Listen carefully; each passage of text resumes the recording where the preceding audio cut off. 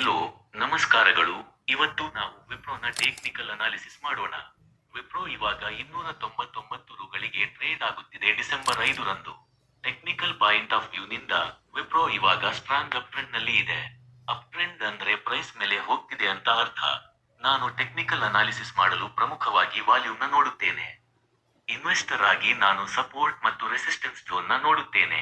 ಮತ್ತೆ RSI indicator, moving average ಮತ್ತು MACD indicator ಬಳಸಿಕೊಂಡು ಪ್ರೈಸ್ ಆಕ್ಷನ್ ಬಗ್ಗೆ ತಿಳಿಸುತ್ತೇನೆ.